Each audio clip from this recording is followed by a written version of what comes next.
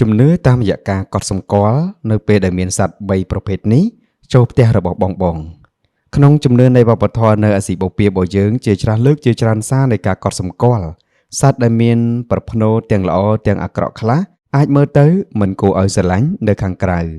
ឬក៏មើលទៅគួរឲ្យខ្លាចក៏ប៉ុន្តែប្រសិនបើលេចឡើងនៅក្នុងផ្ទះរបស់បងនៅពេលវេលាត្រឹមត្រូវជាសញ្ញាល្អដែលមិនគួរមើលរំលងនោះទេហេតុដូច្នេះគេជឿថាប្រសិនបើបងឃើញសត្វទាំងអស់នេះបង្ហាញខ្លួននៅក្នុងផ្ទះសូមបងកុំប្រញាប់ដេញចេញសូមព្យាយាមសង្កេតមើលឥរិយាបថពេលវេលានិងទីកន្លែងដែលកើតមានឡើងពេលខ្លះអ្វីៗមើលទៅគួរឲ្យខ្លាចក្នុងភ្នែករបស់បងក៏ប៉ុន្តែនឹងនាំសំណាងល្អដល់ក្រុមគ្រួសាររបស់បងក៏ថាបាននៅក្នុងការផ្ដល់ជូននេះខ្ញុំនឹងបង្ហាញជូនបងអំពីសត្វ3ប្រភេទដែលមនុស្សជាច្រើនប្រហែលជាមើលឃើញហើយខ្លាចប៉ុន្តែជំនឿបុរាណបែរជានិយាយថាតំណាងឲ្យលៀបតំណាងឲ្យសំណាងទៅវិញហើយនឹងការផ្លាស់ប្ដូរជោគជតារាសីល្អចំណុចទី1គឺសត្វពស់ជានិមិត្តសញ្ញានៃអំណាចហើយនឹងទ្រព្យសម្បត្តិបន្ទាប់ពីពេលខ្លះឃើញសត្វពស់ចូលផ្ទះយើងមើលទៅគួរឲ្យខ្លាចនិងរាងកាយមុខមាត់របស់សត្វពស់គួរឲ្យខ្លាចប៉ុន្តែនៅក្នុងវប្បធម៌របស់អាស៊ីបូព៌ាសត្វពស់ជាពិសេសគឺពស់សពស់បៃតងដែលអត់មានពិសត្រូវបានគេចាត់ទុកថាគឺជាសត្វដែលនាំសំណាងជានិមិត្តរូបនៃប្រាជ្ញានិងទ្រព្យសម្បត្តិដូច្នេះប្រសិនបើពស់មានពណ៌ស្រាលនិងមិនបង្ហាញនូវអាកប្បកិរិយាឈ្លានពានហើយគាត់ចូលផ្ទះក្នុងរដូវវស្សាឬជិតដល់ថ្ងៃចូលឆ្នាំនោះចាត់ទុកថាគឺជាពស់ដែលមកលេងផ្ទះចូលត្រៀមទទួលដំណឹងល្អឬលាភសំណាងដែលនឹងមកដល់ប្រសិនបើជាពស់ពណ៌ខ្មៅមានក្បាលរាងត្រីកោណឬក៏វាចូលផ្ទះពេលយប់ដែលមានសម្លេងចម្លែកនោះប្រហែលជាមិនមែនជាប្រផ្នូលល្អឡើយប្រយ័ត្នមនុស្សជិតស្និទ្ធឬក៏សត្រូវដែលលាក់បាំងសត្វទី2គឺសត្វគីង្គក់ឬក៏សត្វកង្កែបគីង្គក់អ្វីបើតែរូបរាងមើលទៅមិនសូវស្អាតប៉ុន្តែប្រភេទសត្វនេះគេត្រូវបានបង្ហាញថាជាសត្វដែលនាំទ្រព្យចូលរូបរាងរបស់គេខាងក្រៅមិនសូវទាក់ទាញទេប៉ុន្តែជំនឿបុរាណគីង្គក់ឬកង្កែបជាសត្វពិសិដ្ឋដែលទទួលខុសត្រូវក្នុងការនាំទឹកភ្លៀងបោសសម្អាតរបស់អាក្រក់និងថែរក្សាកំណប់ទ្រព្យមនុស្សបុរាណបានហៅថាកូនមេឃឬក៏កូនទេវតាប្រសិនបើគីង្គក់ឬក៏កង្កែបលូតចូលផ្ទះនៅថ្ងៃក្តៅឬជិតដល់ថ្ងៃរដូវវស្សាជាសញ្ញាល្អដែលថាផ្ទះនេះជិតទទួលបានសំណើមទាំងដោយធម្មជាតិឬដោយសំណាងជាពិសេសប្រសិនបើគេចូលមកក្នុងពេលថ្ងៃដ៏ស្ងៀមស្ងាត់ផ្ទុយទៅវិញបងនឹងឃើញគីង្គក់ឬក៏កង្កែបលូតចូលផ្ទះវិញបង្កើនសំឡេងមិនធម្មតានៅពេលយប់អាចជាសញ្ញាថាធម្មពលក្នុងផ្ទះរបស់បងមានភាពច្របូកច្របល់ណាមួយបងគួរគិតនិងពិនិត្យមើលអ្វីៗដោយមានការប្រុងប្រយ័ត្នឲ្យបានខ្ពស់ទី3ប្រជៀវយំនៃសំណាងទោះបីជារូបភាពនៃសត្វប្រជៀវនៅក្នុងខ្សែភាពយន្តមានភាពអាថ៌កំបាំងគួរឲ្យខ្លាចនិងមានទំនាក់ទំនងជាមួយភាពងងឹតក៏ដោយប៉ុន្តែនៅក្នុងភាសាចិនពាក្យប្រជៀវស្ដាប់ទៅស្រដៀងនឹងពាក្យសម្រាប់សំណាងល្អនេះហើយជាមូលហេតុដែលប្រជៀវបានក្លាយទៅជាសត្វដែលមានសំណាងក្នុងជំនឿជាច្រើនបើប្រជៀវហៅចូលផ្ទះជាពិសេសនៅក្នុងបន្ទប់ឬក្បែរអាសនៈព្រះវាជាសញ្ញានៃព័ត៌មានហិរញ្ញវត្ថុល្អឬនរណាម្នាក់ចូលមកក្នុងជីវិតរបស់បងដើម្បីជួយបើប្រជៀវធ្វើសម្បុកនៅលើដំបូលផ្ទះរបស់បងគេក៏ត្រូវបានប្រជៀវគេជឿថាជួយពង្រឹងគ្រួសារនិងអាជីវកម្មរបស់បងផងដែរទោះបីជាមានជំនឿសត្វខ្លះនាំមកនៅសំណាងល្អដំណឹងល្អយ៉ាងណាក៏ដោយក៏ប៉ុន្តែត្រូវប្រើសុភវិនិច្ឆ័យនិងកុំមើលរំលងនៅសុវត្ថិភាពជាពិសេសគឺសត្វដែលចូលផ្ទះមានចរិតឆេវឆាវឬមានអាកប្បកិរិយាមិនប្រក្រតីការប្រុងប្រយ័ត្នបន្ថែមគួរតែត្រូវបានអនុវត្តហើយក៏គួរតែត្រូវហៅអ្នកជំនាញដើម្បីដោះស្រាយឲ្យបានត្រឹមត្រូវ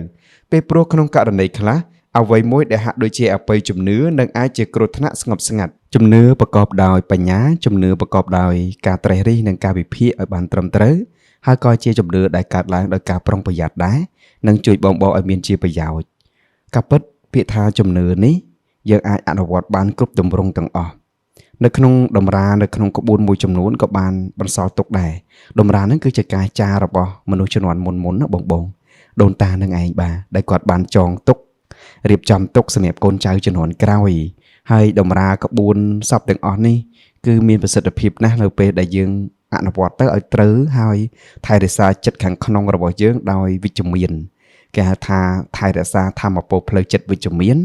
នោះធម៌ពលផ្លូវចិត្តវិជ្ជមាននឹងចូលទៅនៅក្នុងវត្ថុទាំងឡាយ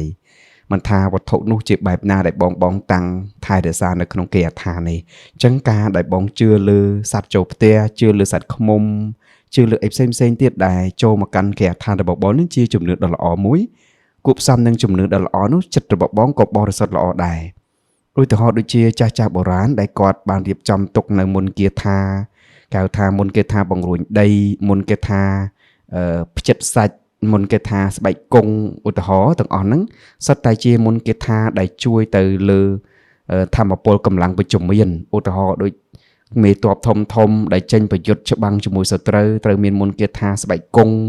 បាទត្រូវមានមុនគេថាបង្រួញដីនៅពេលដែលធ្វើដំណើរទៅកាន់ទីណាមួយអញ្ចឹងមនុស្សកាលណាយកមុនគេថាទាំងនោះយកជំនឿទាំងនោះមកអនុវត្តឲ្យត្រូវទៅតាមដំណើរត្រូវទៅតាមវិជ្ជមានត្រូវទៅតាមធម្មពលរបស់យើងឲ្យល្អនឹងទទួលបានលាភជ័យចូលមកកាន់ផ្ទះរបស់បងតែបើសិនបើយកជំនឿទាំងនោះទៅអនុវត្តលើផ្លូវខុសដូចជាមុនគេថាបង្រួញដីបើបងយកមុនគេថាបង្រួញដីទៅលើការជួយសង្គ្រោះមនុស្សបងនឹងបានជួយមនុស្សដូចគ្រូពេទ្យអញ្ចឹងកាលពីសម័យបុរាណគាត់មានរថយន្តទំនើបមានយន្តហោះមានអីលបឿនលឿនអីមកពីណាអត់មានទេគឺគាត់ប្រើតែគេថា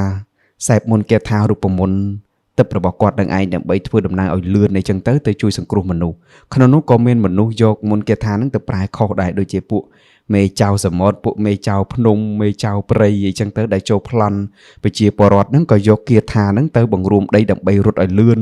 កុំឲ្យគេចាប់បានអីចឹងវាសុទ្ធតែមានវិជ្ជមាននិងអវិជ្ជមានអាស្រ័យទៅលើអ្នកប្រើអាស្រ័យទៅលើអ្នកយកទៅប្រតិបត្តិចឹងបងដែលមានជំនឿក៏គេហៅថាជំនឿប្រកបដោយបញ្ញានិងផ្ដល់ឲ្យបងនៅរាសីខ្ពស់ផ្ដល់ឲ្យបងមានសុភមង្គលផ្ដល់ឲ្យបងចេះរៀបចំទុកដាក់រៀបចំផ្ទះសម្បែងឲ្យបានស្អាតបាតទៅតាមក្បួនហុងស៊ុយដូចខ្ញុំផ្ដល់ជូនបងតាក់ទងជាមួយនឹងគិញគក់ចូលផ្ទះកង្កែបចូលផ្ទះអីនេះក៏គេមានក្បួនរបស់គេមួយក្នុងការរៀបចំនៅកង្កែបប្រាក់ពណ៌មាសកង្កែបប្រាក់ពណ៌ប្រាក់អីចឹងណាបងអញ្ចឹងការផ្ដល់ជូនហ្នឹងក៏មានការរៀបចំមួយឲ្យបានល្អដែលតាក់ទងជាមួយនឹងគេហៅថាកង្កែបពំកាក់នាំលៀបនាំហុងស៊ុយចូលផ្ទះរបស់បងដែរអញ្ចឹងការរៀបចំកង្កែបដែលពំប្រាក់មានហុងស៊ុយចូលផ្ទះអីបែបណានោះក៏បងត្រូវរៀបចំឲ្យបានស្អាតដែរនៅប្រទេសចិនណាក៏ជាប្រទេសមួយដែលមានជំនឿចំណាស់ដោយប្រទេសកម្ពុជាយើងដែរហើយមានជំនឿទៅលើរូបចម្លាក់ផ្សេងហើយក្នុងរូបចម្លាក់នៃសត្វនោះក៏មានសត្វកង្កែបពំកាក់ក៏ជារូបចម្លាក់មួយដែលគេជឿថាជារូបសត្វដែលនាំមកនៅជោគវាសនាល្អនឹងនាំមកនៅលៀបសំណាងនិងហុងស៊ុយហើយត្រូវបានមនុស្សមានជំនឿរហូតដល់ទៅ1000ឆ្នាំជាងហើយណាបងមិនត្រឹមតែទើបជឿសម័យថ្មីនឹងទេរូបសំណាកកង្កែបពំកាក់ត្រូវបានគេនិយមដាក់នៅផ្ទះការិយាល័យហើយអាចកំបាំងរបស់សត្វកង្កែបនេះតែងតែលេចមុខបង្ហាញខ្លួននៅពេលដែលប្រច័ណ្ឌពេញបរមីនៅក្បែរគេអដ្ឋានរបស់មនុស្សហើយប្រសិនបើសត្វនេះលេចមុខនៅក្នុងគេអដ្ឋានហើយបើសិនបើសត្វនឹងគាត់បង្ហាញខ្លួនអាចនិយាយចឹងបាទសូមបងជឿចោះថាគេហដ្ឋាននោះប្រកាសជាមានលៀបលុយកាក់ចូលផ្ទះជាមិនខានទេអញ្ចឹងគេជឿថាប្រសិនបើមានកង្កែបបាទចូលនៅពេលដែលប្រច័ណ្ឌពេញបរមី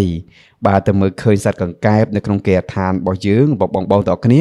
នឹងមានលៀបមានហេងបាទចូលទៅផ្ទះរបស់បងហើយលៀបហេងហ្នឹងគឺនិយាយថា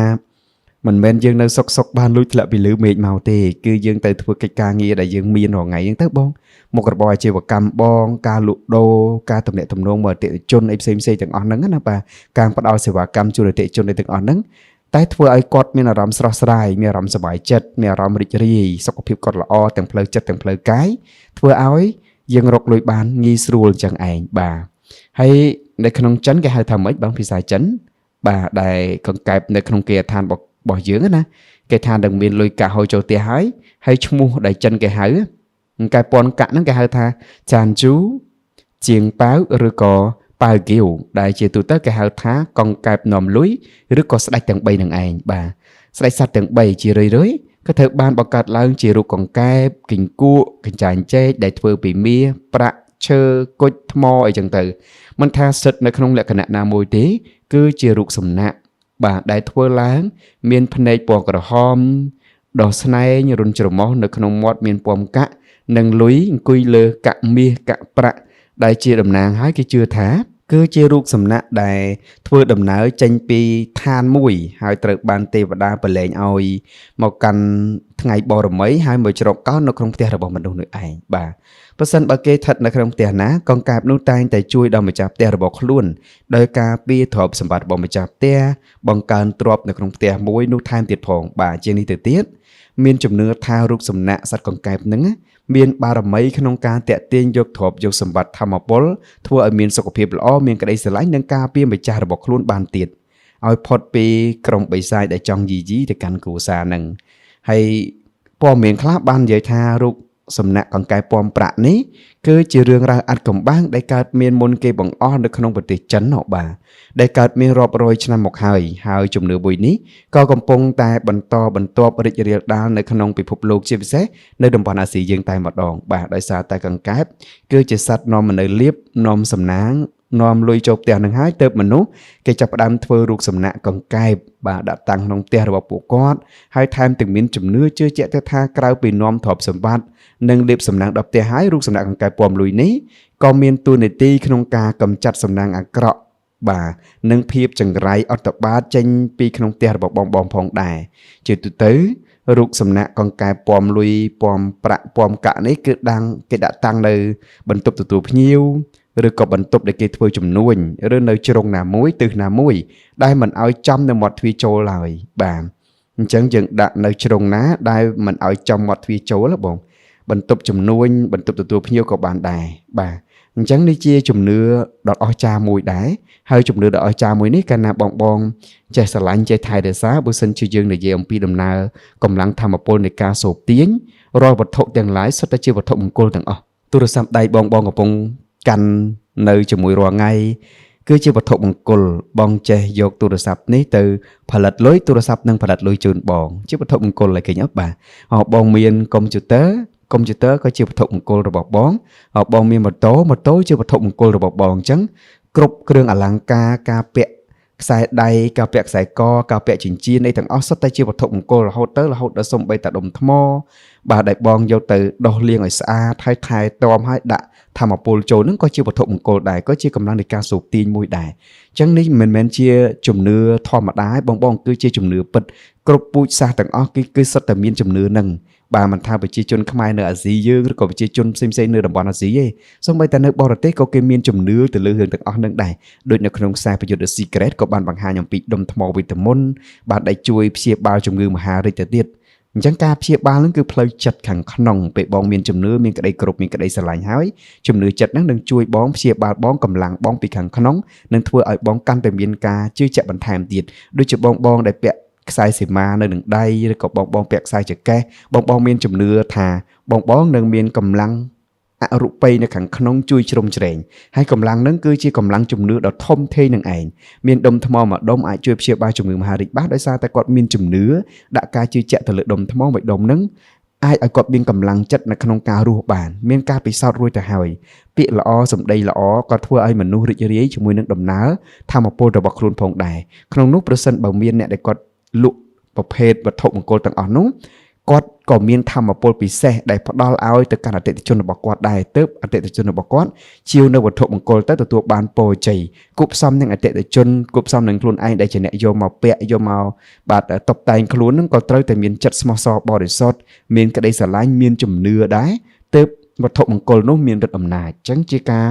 បូកផ្សំគ្នាជាមួយនឹងកម្លាំងធម៌ពលនៃការស្រូបទាញបូកផ្សំគ្នាជាមួយនឹងវត្ថុមង្គលបូកផ្សំគ្នាជាមួយនឹងសកម្មភាពនៃកិច្ចការងាររបស់យើងបន្ថែមផងដែរសម្រាប់បងដែលចង់បានថ្នាំដុសធ្មេញមីនធូប្រេនគុនខ្មែរគុណភាពជប៉ុនសូមបងតាក់ទងមកខ្ញុំរៀបចំជាកញ្ចប់ពិសេសជូនទៅកាន់បងដែលចង់យកទៅលក់បោះដុំបន្តបាទសូមទោសខ្ញុំបោះដុំជូនហើយបងយកទៅលក់រាយបន្តណាបាទជាកញ្ចប់ដែលចំណេញដែរហើយសម្រាប់បងដែលគាត់ pre order កាលពី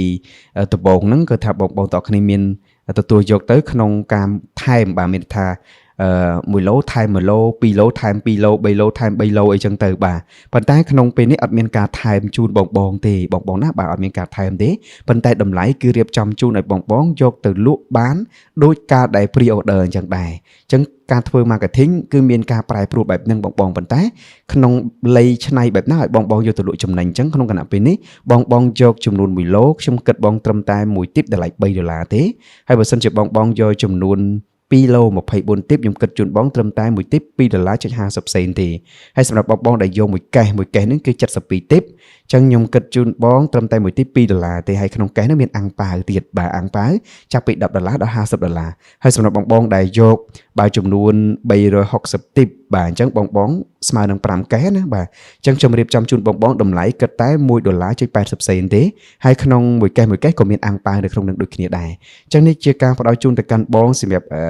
ក្រុមការងារ marketing គាត់ set plan នឹងមកតម្លៃនឹងមកជូនបងសម្រាប់បងដែលយកទៅលក់បន្តណាបាទហើយការលក់នឹងបងឆ្នៃតម្លៃលក់អញ្ចឹងសម្រាប់បងដែលយកទៅវគ្គមុនបងឆ្នៃតម្លៃលក់ប៉ុណ្ណាហើយពេលបងយកទៅវគ្គក្រោយនេះបងក៏នៅតែលក់តម្លៃនឹងដដែលទៅប៉ុន្តែបងចំណេញបានច្រើនជាងមុនចំណេញដោយសារតែតម្លៃពីក្រុមការងារ marketing គាត់រៀបតម្លៃឲ្យទាបជាងមុនដើម្បីបងយកទៅលក់ក្នុងតម្លៃបងពីមុនដដែលប៉ុន្តែបងយកពីខ្ញុំទៅតម្លៃទាបអញ្ចឹងបងនៅតែចំណេញអញ្ចឹងណាបងអញ្ចឹងសូមបងកុំមានការព្រួយបារម្ភអីការធ្វើទីផ្សារនេះគឺផ្ដល់ឱកាសជូនបងដែលគាត់ទទួលបោះដុំយកទៅលក់បន្តហ្នឹងកាន់តែមានភាពចំណេញច្រើនជាងមុនបាទអរគុណបងជួបខ្ញុំសំណាងចក្រាននៅវីដេអូក្រោយ